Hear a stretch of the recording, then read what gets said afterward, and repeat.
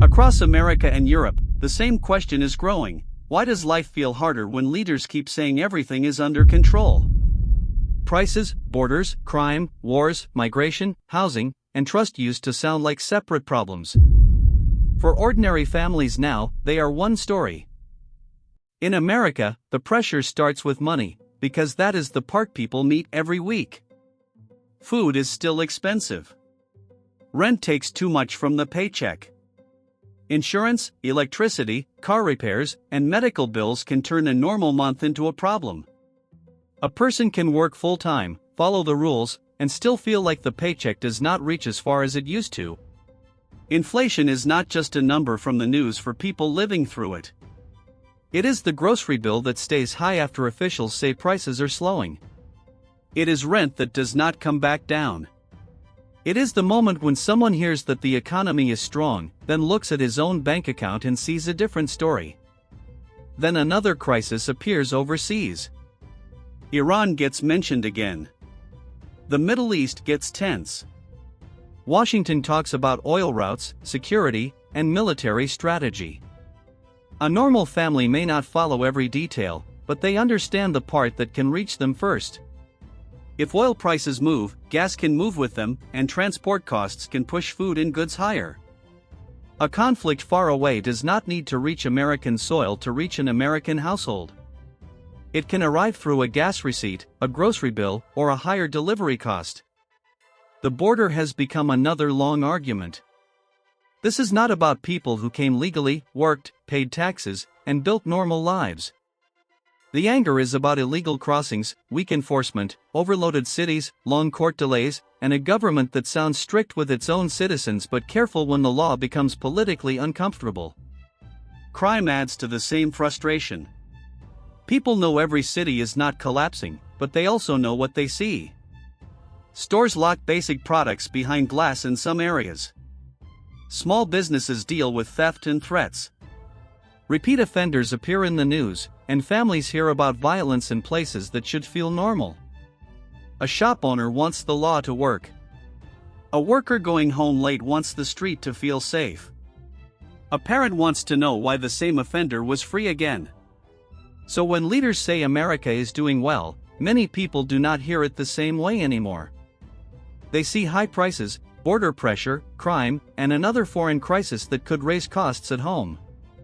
If America is doing so well, why does normal life feel harder for so many people who are doing what the system told them to do? In Europe, the pressure comes from a different place. For years, governments said migration was under control, integration was working, and businesses needed more foreign workers. Part of that was true. Hospitals, farms, hotels, restaurants, construction companies, delivery services, and care homes do depend on people who came from outside and do honest work. A person who comes legally, works, pays taxes, respects the law, and builds a normal life is not the problem. The problem starts when leaders use that person to avoid talking about the rest. New housing did not appear fast enough. Schools were not ready everywhere. Public services became slower in some areas. Police had to manage tensions that politicians kept describing with softer words than people used on the street. Then there is integration. Some people came to Europe and adapted. They learned the language, worked, respected local rules, and tried to live normally. Others wanted European safety, welfare, courts, and freedom, but showed little respect for the law, the culture, or the people already living there. Those two groups are not the same. A worker who came to earn a living should not be blamed for someone who steals, threatens people, abuses public help, or treats women and local traditions with contempt. At the same time, the person causing damage should not be protected by hiding behind the honest worker. People notice this in daily life. Christmas markets need more security in some places. Public events feel less relaxed than before. Shop owners talk about theft and intimidation. Families hear about riots, vandalism, repeat offenders, and attacks that make normal spaces feel less safe. That does not describe every migrant. It describes the cases people were told not to talk about too loudly. The job market made the anger sharper. Foreign workers can help when the rules are controlled and fair. Cheap labor can also hold wages down while rent keeps rising. A local worker does not care if a politician calls it economic necessity. He cares when his city gets more expensive and his own position becomes weaker. Now many European countries are tightening rules on asylum, borders, returns, and conditions for staying. If ordinary people were wrong for noticing the pressure years ago, why are governments now changing the rules? Now comes the uncomfortable part. Governments are changing rules after years of saying the pressure was manageable. Across Europe, leaders are talking about stricter asylum rules, faster returns, stronger border checks, tougher conditions for staying, and more control over who has the right to remain. A country does not tighten rules when everything is working. It tightens them when the old system creates problems that voters can no longer ignore. The issue is not only who enters Europe. It is what happens after people arrive, how long cases take, who gets public help, who has the right to stay, and what happens when someone breaks the law. For many citizens, the double standard is clear. A normal worker cannot ignore documents, taxes, fines, permits, or court letters for years. The system sends warnings, deadlines, penalties, and consequences. But when someone has no legal right to stay, the process can drag on for years. When deportation is ordered, it does not always happen. When a person commits crimes and still remains in the country, people start asking what the law is worth. Laws only work when people believe they apply in real life, not only on paper. This also hurts honest migrants. A man who came legally, works hard, and respects the country should not have to carry the reputation of people who abuse the system or refuse to integrate. Politicians avoided saying that for too long. They spoke about compassion, but rarely explained the cost of poor control. They talked about labor shortages, but ignored the worker whose wage stayed weak. They talked about integration, but left schools, police, and local services to deal with problems before the national debate caught up. Now the public mood has changed. People are asking for rules that mean something. If a person comes to Europe to work, obey the law, and build a normal life, he should be treated fairly. If someone abuses the system, commits crimes, rejects integration, or treats the country that protects him with contempt, staying should not be automatic. That is what many governments are finally starting to say. The question is why ordinary citizens had to wait so long to hear it.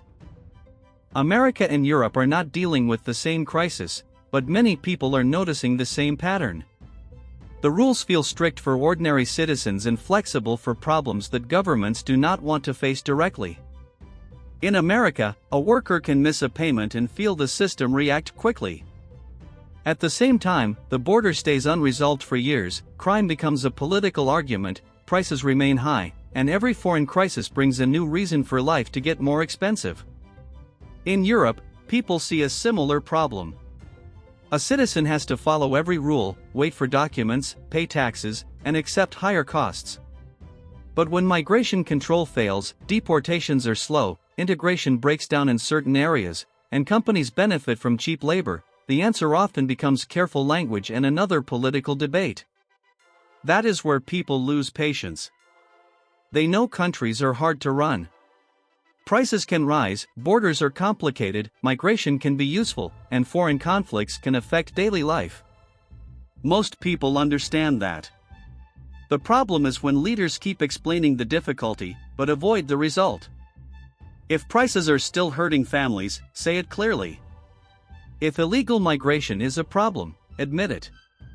If someone abuses the system or commits serious crimes, the law should not move like it is afraid of its own job.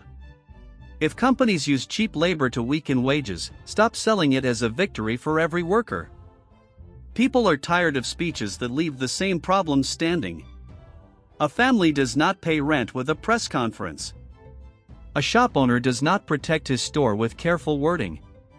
A worker does not feed his children with another report saying the economy is stronger than people feel. So they judge what is in front of them. That is why the debate has changed. It is no longer only about prices, borders, migration, crime, or foreign policy. It is about whether ordinary people still believe the people in charge understand the life they are living. Maybe the problem is not that America and Europe are facing hard times. Hard times happen. The problem is that many people no longer believe the burden is shared fairly. A family in America hears that the economy is strong, but still has to cut something after rent, food, gas, insurance, and another bill that came higher than expected. A worker in Europe hears that migration is good for growth, but his rent is rising, his wage is weak, and the rules are only getting stricter now, after years of pressure. People are not asking governments to solve everything overnight. They are asking them to stop pretending that a problem is under control while ordinary citizens are already living with the cost. Because trust does not break in one day. It breaks when the same people are asked to pay, wait, accept, adjust, and stay quiet every time the system fails. And that is the part leaders should worry about. Once ordinary people stop believing that the rules protect them, they do not need a perfect answer anymore. They start looking for anyone who is finally willing to say the problem out loud.